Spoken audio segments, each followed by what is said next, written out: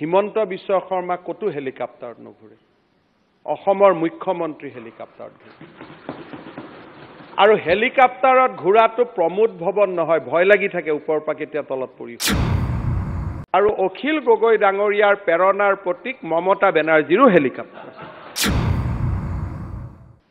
মই নাম নলওঁ কংগ্ৰেছৰ এজন নেতা আছে তেওঁতো সাধাৰণ এমপি হে তেওঁ কিয় চাৰ্টাৰ ফ্লাইটত ঘূৰিব যাত্ৰা হয় যাত্ৰাত ভেনিটি গাড়ী আহি যায় ভেনিটি গাড়ী কোনে ইউজ কৰে সিনেমা এক্টৰ বিলাক অখিল গগৈ ডাঙৰীয়াৰ দেখাৰ সৌভাগ্য হৈছিল নেকি ভিতৰ সেইখনতো যাব নিদিয়ে ভিতৰত যিখন আসল গাড়ী তাক কতো যাব নিদিয়ে মাননীয় অধ্যক্ষ মহোদয়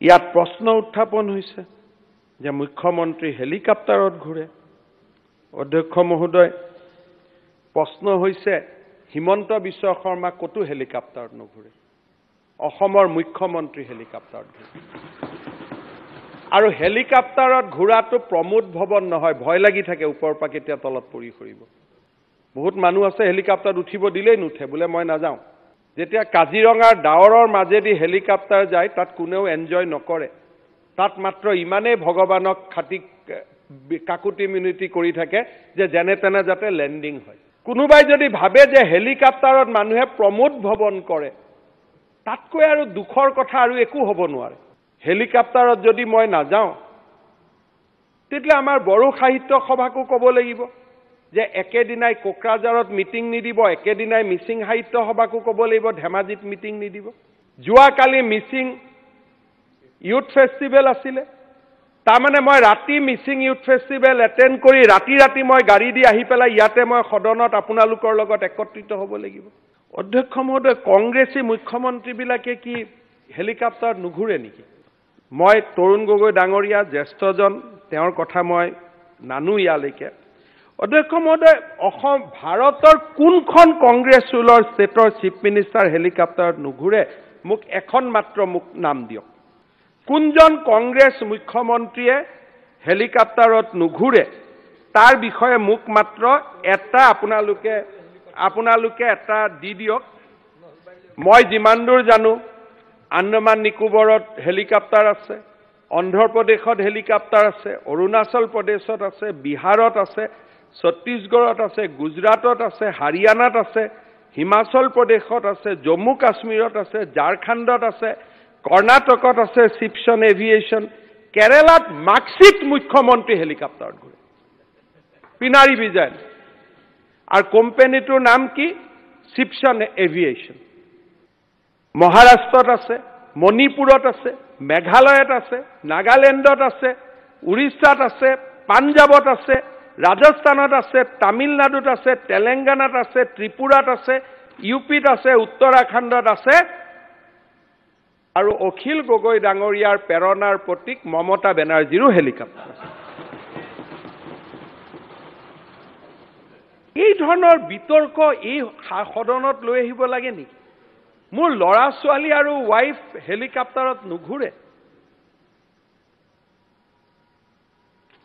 সদনত ৰাজ্যপালৰ ওপৰত ভাষণৰ উত্তৰ হ'ব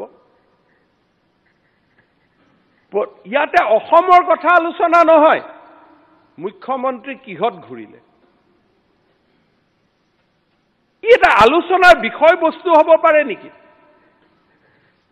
কংগ্ৰেছ দলে এই প্ৰশ্ন উঠাৰ আগতে মইতো জীৱনত হেলিকপ্টাৰতে প্ৰথম উঠিছো হিতেশ শইকীয়া ডাঙৰীয়াৰ লগত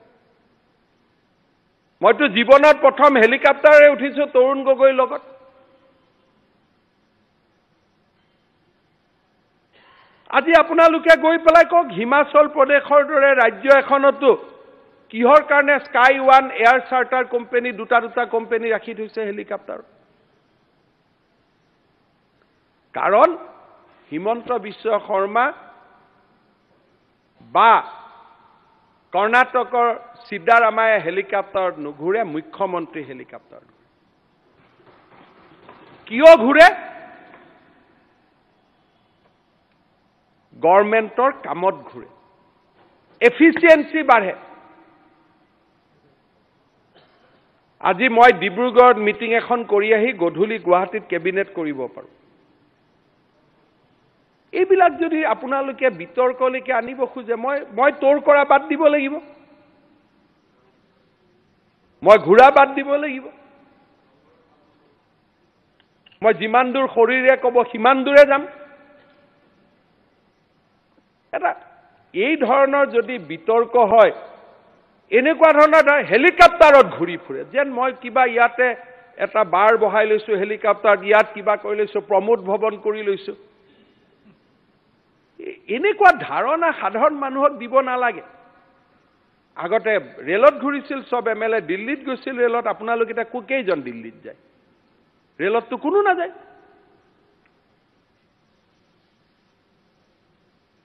সবেইতো উৰাজাহাৰত যায়। সময় পৰিৱৰ্তন হৈছে, মানুহে টাইম মেনেজমেণ্ট শিকিছে, মানুহক কাম কৰিব লাগে।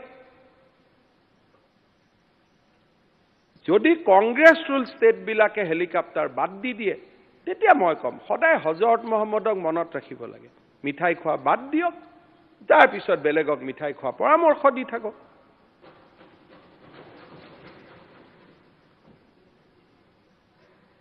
নিজে সব কৰি ল'ম। আজি অন্তত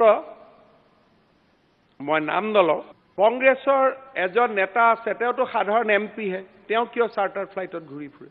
যাত্ৰা হয়, যাত্ৰাত ভেনিটি গাড়ী আহি যায়। ভেনিটি গাড়ী কোনে ইউজ কৰে? চিনেমা এক্টৰবিলাকে। অখিল গগৈ ডাঙৰীয়াৰ দেখাৰ সৌভাগ্য হৈছিল নেকি ভিতৰত? সেইখনতো যাব নিদিয়ে ভিতৰত। যিখন আচল গাড়ী তাক ক'তো যাব নিদিয়ে। তাত ৰাতিপুৱা আৰম্ভ হয় south Indian, north Indian breakfast দি। তাততো কোনো যাব নিদিয়ে বাৰু। আমাৰ ইয়াত আমাৰ গুৱাহাটীৰ ল'ৰা এজনে দিয়া সৰু সুৰা এথেনিক ফুড খাব পায় আৰু, কিন্তু বাকীটোতো ভিতৰ আৰু ৰাতি আৰু দিনততো কাকো যাব নিদিয়ে। আৰে ভাই কি কথা, মই 22 বছৰ তাতে পাপ কৰি অহা নাই জানো? গতিকে মই আগতে খবৰ পাম না, পিছত বেলেগে পাব। পাপৰ প্ৰায়শ্চিত্ত, এইকাৰণে যিমান 8 ঘণ্টা কাম কৰিলে হয় 16 ঘণ্টা কৰোঁ না প্ৰায়শ্চিত্ত। অধ্যক্ষ মহোদয়, যিবিলাক বিতৰ্কই দেশখনকো সহায় নকৰে আৰু আমিও সহায় নহওঁ, সেই বিতৰ্কৰ পৰা আমি দূৰত থাকিলেই ভাল। অধ্যক্ষ মহোদয়, কেইটামান প্ৰশ্ন উত্থাপন হৈছে, মই যিমান পাৰোঁ সংক্ষেপতে উত্তৰ দিয়াৰ কাৰণে